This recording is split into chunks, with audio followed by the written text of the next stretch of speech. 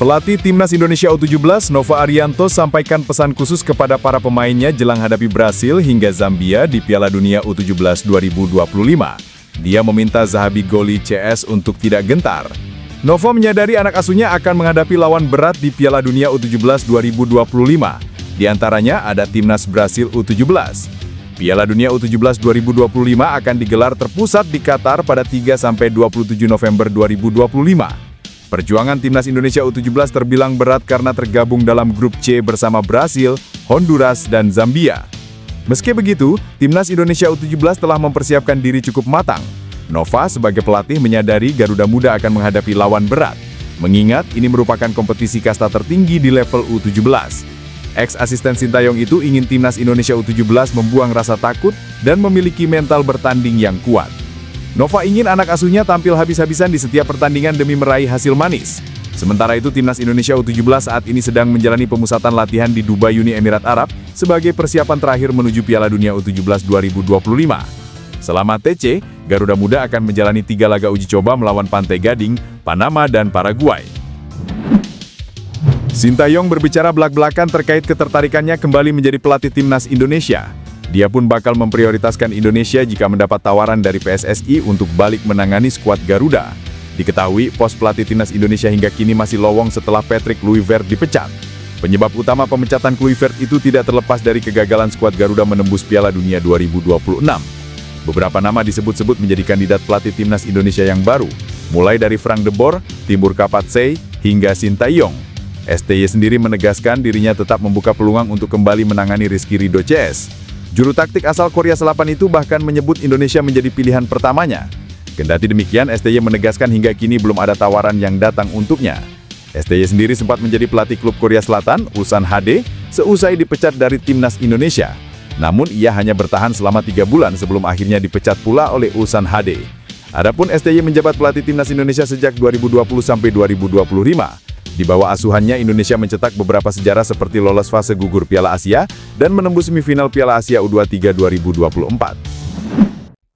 Publik pencinta sepak bola tanah air belum lama ini dikejutkan dengan banyaknya informasi seputar pemain keturunan yang dibocorkan oleh media asal Belanda, Football Primer. Khususnya saat media tersebut merilis video podcast bersama pemain diaspora Indonesia, Mauro Zylstra. Dalam obrolan tersebut, Mauro Zylstra mengungkapkan bahwa dirinya sangat senang bisa bergabung bersama Timnas Indonesia. Namun di sela obrolan tersebut, host podcast Football Primer menyebut nama Jairo Riedewald yang kabarnya tengah mengurus naturalisasi. Selain itu, ia juga menyebut nama yang sudah jarang terdengar oleh publik Indonesia, Pascal Struijk. Host podcast Football Primer bahkan menyebut pemain Leeds United itu diizinkan untuk bisa membela Timnas Indonesia. Namun perlu dicatat, maksud diizinkan di sini bukan berarti Pascal Struijk telah bersedia untuk membela Timnas Indonesia. Kemungkinan besar, maksud sang host menyebut Struijk diizinkan adalah sang pemain eligible untuk pindah ke warganegaraan, sebab ia memiliki darah Indonesia langsung dari kakek dan neneknya. Penerjemah Sintayong di Timnas Indonesia, Jeong Sehokso, menyebut ada satu pemain keturunan yang sangat diinginkan STY untuk dinaturalisasi menjadi WNI dan memperkuat skuad Garuda. Namun, sayangnya pemain ini tak kunjung berhasil dinaturalisasi. Lantas, siapa pemain yang dimaksud? Pemain yang sangat diinginkan Sintayong adalah ex-pemain Crystal Palace, Jairo Riedewald. Sayangnya, hingga kini, Jairo Riedewald tak kunjung membela Timnas Indonesia. Medio Januari 2025, Ketua Umum PSSI Erick Thohir mengatakan sedang mendekati Jairo Riedewald yang masih terikat kontrak dengan klub Liga 1 Belgia, Royal Antwerp. Konfirmasi itu bahkan disampaikan Patrick Kluivert saat diperkenalkan sebagai pelatih Timnas Indonesia awal Januari 2025. Sayangnya, pada Februari 2025, Erick Thohir mengatakan ada kendala dalam proses naturalisasi Jairo Riedewald. Akibatnya, Joy Pelupessy, Emil Audero, dan Dean James lebih dulu dinaturalisasi menjadi WNI. Padahal, Joy Pelupessy, Emil Audero, dan Dean James baru didekati PSSI pada Februari 2025. Jairo Riedewald sepertinya surat menyuratnya belum bisa sempurna, karena memang kalau kita ingat dulu, kendalanya sama seperti Maarten Paes, juga hampir 8 bulan waktu itu, kata Erick Thohir. Disinyalir Jairo Riedewald gagal dinaturalisasi karena memiliki caps lebih dari 3 kali di Timnas Belanda U21. Di level senior, ia juga 3 kali membela Timnas Belanda. Saat ini Jairo Riedewald memperkuat klub Liga 2 Inggris, Sheffield United. Timnas Indonesia resmi tersingkir dari kualifikasi Piala Dunia 2026 zona Asia setelah takluk 0-1 dari Irak pada laga putaran keempat yang digelar di Stadion King Abdullah Sports City, Jeddah, Minggu 12 Oktober 2025. Gol tunggal Irak dicetak Zidane Iqbal pada menit ke-76 lewat tembakan keras dari luar kotak penalti usai memanfaatkan kesalahan di lini belakang Indonesia. Kekalahan ini membuat skuad Garuda terpuruk di dasar klasemen grup B tanpa satupun poin dari 4 pertandingan. Dengan hasil tersebut, asa Indonesia untuk melaju ke putaran final Piala Dunia 2026 dipastikan sirna. Meski kalah, timnas Indonesia sejatinya tampil cukup menjanjikan di babak pertama. Anak asuh Patrick Kluivert tampil berani dengan penguasaan bola yang dominan atas Irak. Petaka datang di menit ke-76. Kesalahan koordinasi di lini belakang membuat Indonesia harus membayar mahal. Rizky Ridho yang menguasai bola di sisi kanan pertahanan mencoba melakukan manuver individu alih-alih mengoper ke Martin Paes atau membuang bola. Keputusan itu langsung dimanfaatkan Irak. Bola berhasil direbut dan Zidane Iqbal melepaskan tembakan keras ke pojok kiri gawang.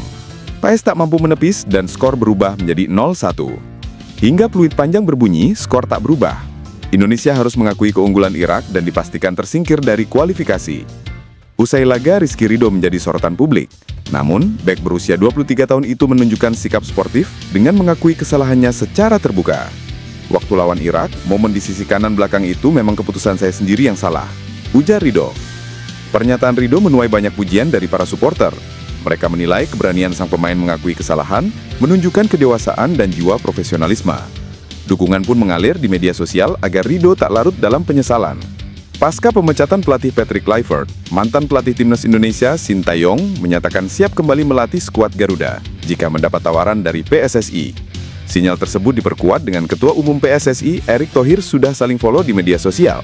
Usai dipecat dari klub Korea Selatan Ulsan Hyundai FC pada awal Oktober 2025 lalu, STY hingga kini masih berstatus tanpa klub. Lewat wawancara dengan salah satu media sepak bola Asia, STY mengaku akan memprioritaskan timnas Indonesia sebagai pilihan utama jika mendapat tawaran lagi. Ketua Umum PSSI, Erick Thohir hingga kini belum memutuskan sosok pelatih baru timnas Indonesia. Ia juga belum mempertimbangkan tentang desas-desus kedekatannya kembali dengan mantan pelatih asal Korea Selatan itu. Sebelumnya, PSSI resmi memecat Sintayong yang diumumkan Ketua Umum PSSI, Erick Thohir pada Senin 6 Januari 2025. Sintayong sendiri telah mengasuh skuad Garuda sejak Januari 2020 dan kontraknya baru saja diperpanjang hingga 2027. Pemecatan Sintayong yang tampak tiba-tiba ini sontak membuat publik kaget.